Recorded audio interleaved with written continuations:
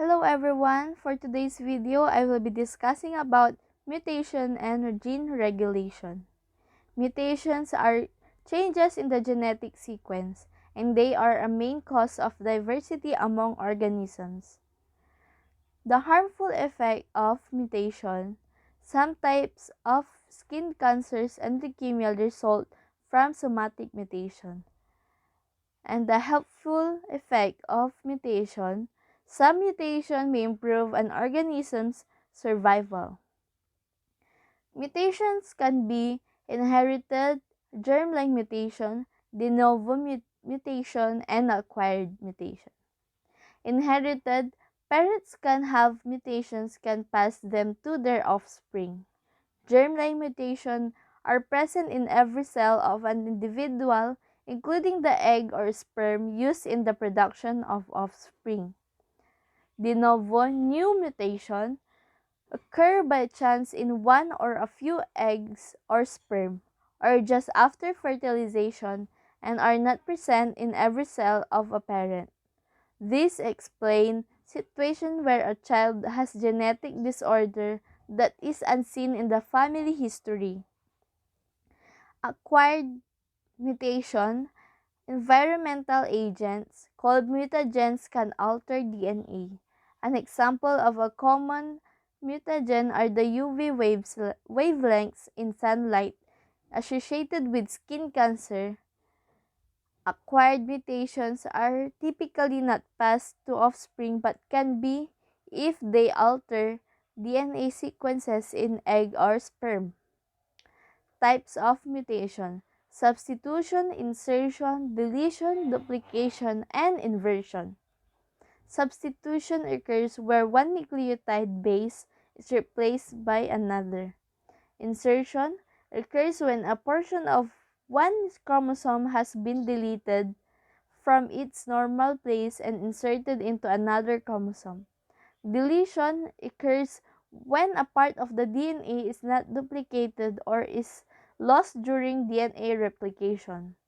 Duplication consists of a piece of DNA that is abnormally copied one or more times. Inversion. An inversion is the type of mutation where a sequence of nucleotides in the DNA is reversed. Gene regulation. Gene regulation is the process of turning genes on and off. During early development, cells begin to take on specific functions.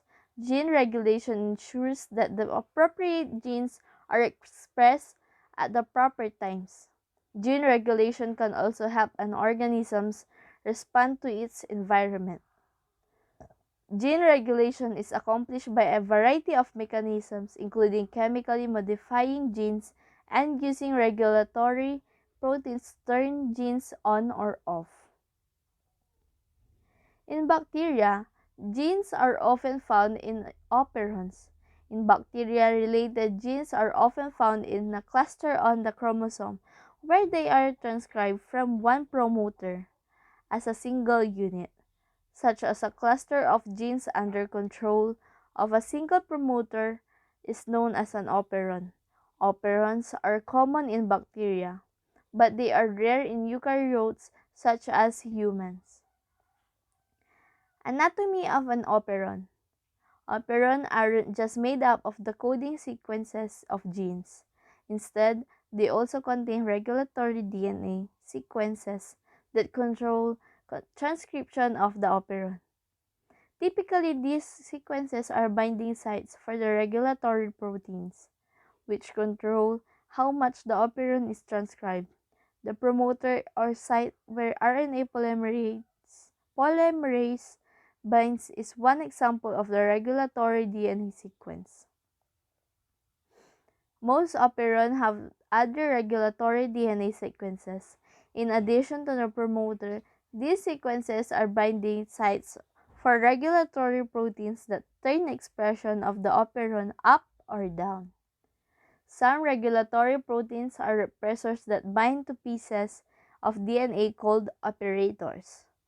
When bound to its operator, a repressor reduces transcription. Example, blocking RNA polymerase from moving forward on the DNA. Some regulatory proteins are activators. When an activator is bound to its DNA binding site, it increases transcription of operon. Example, helping RNA binding to the promoter. Where do the regulatory proteins came from? Like any other protein produced in an organism, they are encoded by genes in the bacterium's genome. The genes that encode regulatory proteins are sometimes called regulatory genes. Many regulatory genes pro- Many regulatory proteins can themselves be turned on or off by specific small molecules. The small molecule binds to the protein, changing its shape and altering its ability to bind DNA. For instance, an activator may only become active when it's attached to a certain small molecule. That would be all. Thank you for watching.